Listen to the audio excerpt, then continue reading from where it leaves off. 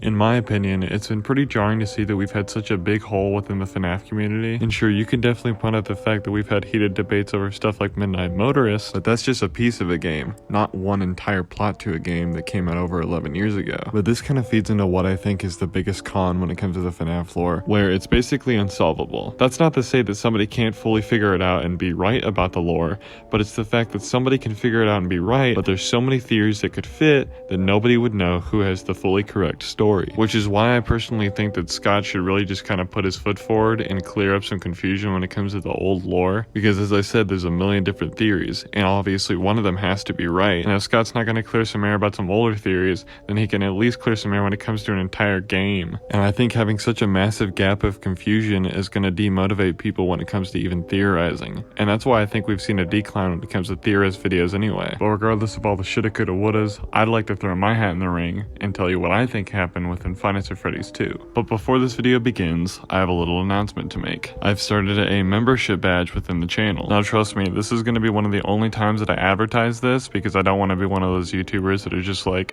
alright, give me the money.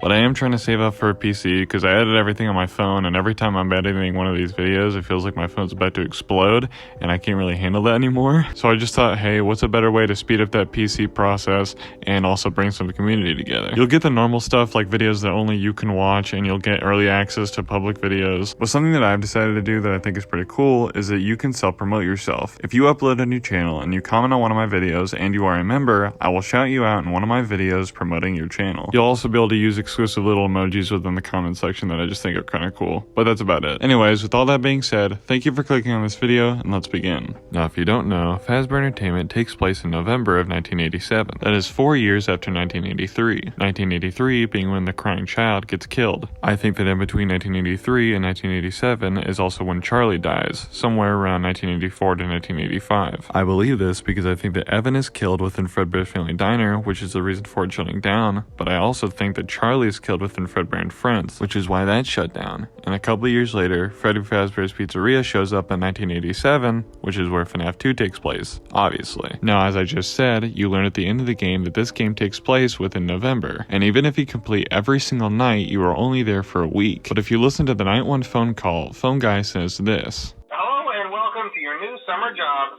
at the new and improved Freddy Fazbear's Pizza. I'm here to talk you through some of the things you can expect to see during your first week here and to help you get started down this new and exciting career path. He calls this a summer job, which is why I believe we are playing a game that takes place in November of 1987. I don't believe this is when these voicemails are taking place. I think that these are pre-recordings. Now, you might be asking yourself when these are recorded if they are not recorded in the weeks in which we are working. Well, I think since the MCI happens in 1985, which most of us think, and we hear about the MCI over the voicemails within the week, I think that these voicemails could have been recorded as early as 1985, late 1985. But as you also hear within the Night 6 phone call, phone guy talks to you directly, asking what you're doing there at all. Hello. What on earth are you doing there? Didn't you get the memo? The place is closed down, at least for a while. Someone used one of the suits. We had a spare in the back, a yellow one. Someone used it. Now none of them are acting right. Finish your shift. It's safer than trying to leave in the middle of the night. We have one more event scheduled for tomorrow, a birthday. You'll be on day shift. Wear your uniform. Stay close to the animatronics and make sure they don't hurt anyone, okay? For now, just make it through the night. When the place eventually opens again, I'll probably take the night shift myself. Well, so far, this is what I believe.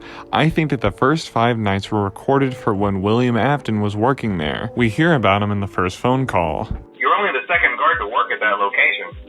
The first guy finished his week, but complained about conditions. We switched him over to the day shift. So, hey, lucky you, right? Mainly he expressed concern that certain characters seem to move around at night, and even attempted to get into his office. We know that William Afton being in that location would be the only reason for the animatronics to attack him. The only reason Michael is also attacked by them is because he looks like William. Now, I think that the pre-recorded voicemails only take up the first 5 nights. I think night 6 is Ralph directed at you. Now, within night 6, you hear that somebody used a yellow suit in the back, and now none of them are acting right. And since that's in night 6, and this is a voicemail directed at you, it must have been new, then this must mean that the MCI happened within 1987, or this is a second children's killing, but I don't think it's either of them. I think that we get the answer within the drawings on the walls. While being in FNAFology class, Professor Petal would bring up this drawing, which looks like Golden Freddy talking to one of the children and leading them away. I don't think that this is Cassidy nor Evan talking to a child within the Golden Freddy suit. As you can see, Golden Freddy is standing up, which you know he can't do. I believe that this is William Afton within the Fredbear animatronic trying to lure away a child. Now, how would this child be able to draw this after being lured away by William? William kills the children he lures away.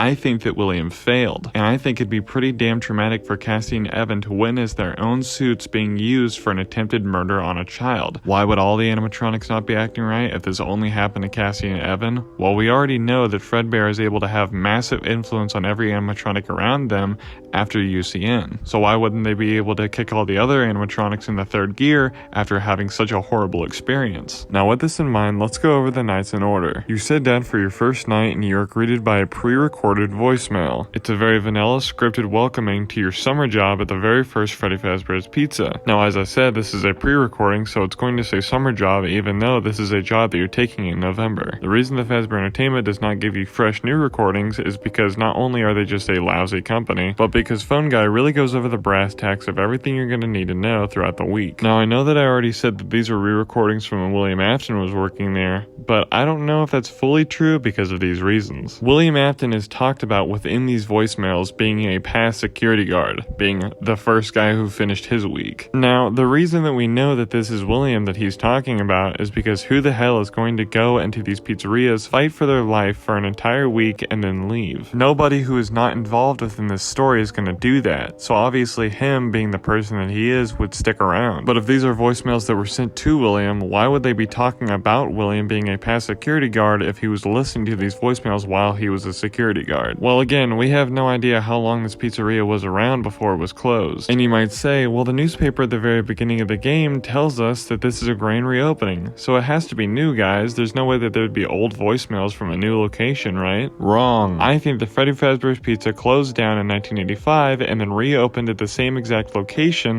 in 1987, which is why you start working there. There's actually a couple theories floating around that the FNAF 2 pizzeria is actually a Fredbear's Family Diner pizzeria, and we know that Ralph or Phone Guy was working at Fredbear's Family Diner because of the FNAF 3 voicemails that, wouldn't you know it, were also pre-recordings. So we know that he was working at Fredbear's Family Diner that could very well be the same location the FNAF 2 takes place in. So maybe these could very well be voicemails from that time period. And we also know that the puppet, which Ralph talks about within the voicemails, was working within Fredbear and Friends Family Diner. And that still keeps in the narrative of Phone Guy saying, oh, well, that old building was left to rot for quite a while, because he could be talking about Fredbear's Family Diner, not Fredbear and Friends. The reason I say this is because if the FNAF 2 pizzeria is a Fredbear and Friends location just renovated, then there would have most likely been enough time between William Afton and Michael Afton working there for an extra guard to take the shift and hear about William Afton being a previous employee. If this theory does turn out to be true, that could also help the narrative of people thinking that the MCI was happening at Fredbear and Friends, but I don't really know. I haven't made up my mind about that just yet. Now, in night 2, Phone Guy asks you if you've seen the Wizards within the back room. Now, this is why I think, although these voicemails are pre-recordings, I don't think they ever took place in Fredbear and Friends. I think that these took place within one of the first security guards working at the Freddy Fazbear's Pizzeria location. And since the first guy, William Afton, finished his week and immediately complained about animatronics breaking into his office, maybe they didn't want to get sued, so they gave you these voicemails in an attempt to give you a list of things to do so you wouldn't die. Now, night 3 is the first time that we hear about rumors, or at least something bad happening within the location. I think that this is right when the MCI happens, but there was no law enforcement at this time to investigate it. Ralph assures you that whatever is going on out there, and however tragic it may be, has nothing to do with Fazbear Entertainment as an entire company. Now, night 4 is when stuff starts getting sketchy. Now, again, I believe that these voicemails were only made once, and this is when the MCI happens, so we slowly hear about the event unfolding throughout the nights. Ralph says that there is now an investigation going on. Ralph, being the Fazbear Entertainment jerk-off that he is, assures you that it doesn't mean anything, and, you know, these things just happen sometimes. Which, obviously, these things do not just happen sometimes. I have a hard time believing that it's just a rite of passage for a pizzeria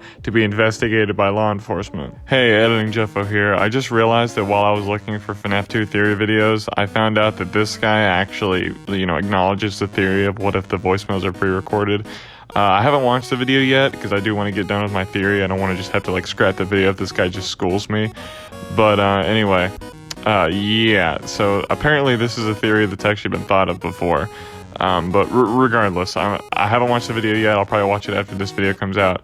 But yeah, okay, love you, bye. Ralph also tells us to not make eye contact with any of the animatronics, saying that they interact with other children just fine, but when they encounter an adult, they just stare, and that somebody might have tinkered with their facial recognition systems. Now, I pointed this out in my FNaF story video, but I'll say it again. There's a massive debate over when the MCI happened, and a lot of people like to say that there were not only kids that were murdered within Fredbear and Friends, but there were also kids that were killed within the FNaF 2 location. Because they want to have kind of like a blanket safe term to excuse why the toy animatronics would be attacking you, because they have to be possessed, right? Well, people on the other side of the spectrum who think they were just strictly 5 kids who were killed say that, oh, William Afton must have tinkered with their facial recognition system, which I also don't really think that that's true, because why would William Afton code these animatronics for them to attack him? I think that we actually get the answer to this question within the FNaF 2 movie, where the puppet is able to possess all of the animatronics. So I think that she could definitely be the one that is controlling these toy animatronics. Jimmy Carter just killed himself. Now, I know some people might say, oh, well, you know, the movie lore is different than the game lore, but not exclusively. Not every single piece of the lore is different from the games. And I think it's pretty important to know that, because if you take everything that Scott or any other FNaF official says as obsolete, then it can cause a lot of confusion. Now, there is another element Now, there is another element to the FNaF 2 games that is extremely important to point out when trying to understand what this game is trying to tell, and that is the minigames that you are shown rarely after you die. Now, it would be an understatement to say that these minigames are confusing. Now, it obviously doesn't make sense for like 10 children to be murdered, but you see an active Foxy behind purple curtains come up to children that later become dead. Although in the FNaF 2 location, we see no active Foxy, and better yet, no purple curtains in general. So this has to be in Fredbear and Friends, right? Well, as I said before, I believe that the FNaF 2 location is a renovated Fredbear and Friends location. Now, because of this, what I'm gonna say is a stretch. Now, I am not 100% sure on this, but within the FNaF 2 minigames, we do see dead kids within the Fredbear and Friends location and the FNaF 2 location. And it only makes sense for one batch of kids to be killed. So my best guess is that within the Fredbear and Friends location, William Afton killed 5 children and hid them well enough to where their bodies were still in the FNaF 2 location, or at that time Fredbear and Friends, and were still in the building when it was renovated to Freddy Fazbear's Pizza, in which the puppet stuffed them into the suits. I know that sounds insane. But again, but as I just said, we see dead kids within the minigames that take place in Fredbear and Friends, and we still see their dead bodies within the minigames that take place in the FNaF 2 location, which is arguably, but I believe, the same location. And after that, the only time we ever see any kids being stuffed inside of suits is by the puppet's doing. The next minigame is, as you can see on screen, Charlie being killed. There isn't much to say about this minigame. We can see Freddy giving cake, and this is obviously, as we learn in FNaF 6, the Fredbear and Friends location. Now again, we do know that the puppet is active within the Fredbear and Friends location, but we also see the FNaF 2 location with dead children in them, which is why I said the theory that I had earlier. So at this point, I do believe that the murders did take place within the Fredbear and Friends location, but I believe that they were stuffed within the FNaF 2 location. Because like, unless the William killed 10 kids bandwagoners were right, I don't understand how there would be 2 batches of dead kids within each location. And obviously I'm saying each location, but it is just one building, but 2 different restaurants. Now, I've also heard a lot of people saying, like, why would William be working at the FNaF 2 location after he had already killed Henry's daughter, which Henry is the CEO of Fazbear Entertainment? Why would he hire him? But I don't think that Henry was around in this company after Charlie had died, because he seemingly disappeared off the face of the planet after his daughter was murdered. Now, obviously, he comes back within FNaF 6, but that's like 40 years after this took place. I don't believe that he was still an official entity within the company at this time. So let's go through the events in order. Charlie is killed most likely within 1984 at Fredbear and Friends. It then closes down, and because they want to save money, a year later they reopen it in the same building in 1985. William, seeing that they have opened up a new pizzeria, springs at the opportunity and applies to be a night guard. While he is there, the puppet, or Charlie, takes the kids that William has killed within the old location and puts their bodies within the old mascots at the back of the building. Not only that, but the puppet is strong enough as a spirit to influence the other toy animatronics that are now new, with their facial recognition system. They obviously attack William, but if you watch the FNaF story video, you would know that William is already aware that dead children can possess the animatronics. With this in mind, despite being attacked every single night that he is there, he stays the full week. But to ensure his safety, he still tells the manager within Fazbear Entertainment that this is happening, that the animatronics are attacking him. With this in mind, Fazbear Entertainment decides that they are going to train their night guards with voicemails throughout the nights, telling them what they need to do in case one of them gets killed. After that, they hire a second security guard, which we don't know the identity of, but we do know that he only stays 5 nights before the voicemails cut off, whether he was killed or he quit. It is within the second security guard that Ralph starts telling him, well, you know, hey, there were these, kids that got killed, you know, there's been some sort of investigation going on, obviously trying to diminish the gravity of the situation, but an investigation always grows larger, which is why the investigation gets more and more serious. Now, I know that it is technically impossible to close down a building that has 5 kids going missing in it, have an investigation active within that building's premises, and then open up another restaurant in the same building while the investigation is active. But as Scott has said himself, he wasn't really thinking about the full story of Five Nights at Freddy's, obviously, when he was making the second game. He didn't know what it would grow to. So there must have been stuff that he was just not thinking completely through, which is completely understandable. Because other than my theory, how are you going to explain 2 batches of dead kids being in the Fredbear and Friends location and the FNaF 2 location without, again, either my theory or the theory that William Afton killed over 5 kids? It just isn't gonna work. Regardless, the investigation causes FNaF 2 location to shut down again in 1985. 2 years later, in 1987, after the investigation has concluded and they have said that they just can't find the bodies, Fazbear Entertainment says, hey, now that we have the rights back to our building, we can reopen the restaurant. And we already have those training voicemails that Ralph made, and yeah, you know, he talks about the investigation, which isn't really relevant anymore, but, you know, it doesn't matter. They're not going to pay attention to it, and it'll save us money. Michael, trying to research what his father has done over the last 7 years, wants to take the job within the FNaF 2 location, but William also hears that this building has been reopened. So while Michael is finishing up his week and listening to old pre-recordings, William would sneak into the building, slip on the Fredbear or Golden Freddy costume, and try to kill a kid but fail. It is reported that the man last seen with the kids who went missing in Fredbear and Friends was seen in the FNaF 2 location putting on a costume and talking to children, which immediately spikes up the investigation again. Despite the building being on lockdown, Michael, hearing that his father was witnessed back in that building, goes back in for a 6th night. Ralph, being shocked that that night guard is back in that building, calls him personally, not a pre-recording, asking him what the hell he is doing there. He says that no one is allowed in or out, especially concerning any previous employees, talking about William because he was the first night guard that they had hired, and he was witnessed again talking to those kids. Now, I know that a lot of people will say, oh, well, we play as Jeremy within FNaF 2, what the hell are you talking about? Well, I don't think that we do. Not only would that not make any sense for the animatronics to be attacking us if we are not William or Michael, because again, Michael is being attacked because he looks like William, but that also would insinuate that Michael is the victim of the bite of 87, which he definitely could be. I mean, we've seen Michael survive worse, such as the Scooper, and within FNaF 1, we hear Phone Guy say before he is killed, he doesn't know how somebody could survive without their frontal lobe. Michael probably could. And it's not that crazy to think that Michael would put Jeremy Fitzgerald on his check, because Michael is no stranger to having aliases.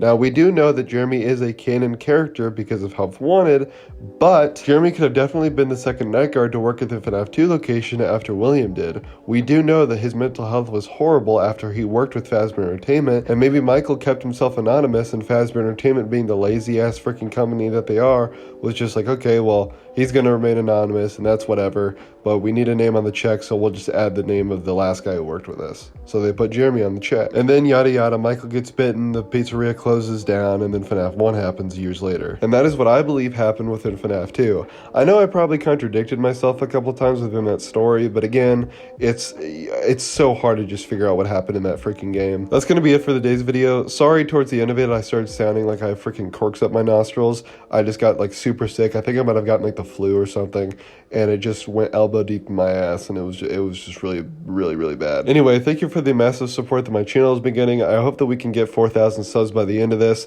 and I know that this is kind of a different video and it's a little delayed, so hopefully I don't go bankrupt after making this, but we'll see. Also, again, if you are interested in the membership badge that I mentioned in the beginning of the video, please go subscribe. It's going to be worth it. I think it's a really cool thing, and it would just help me out a lot, so I just appreciate it if you just give it a look. Anyways, thank you for watching. Bye.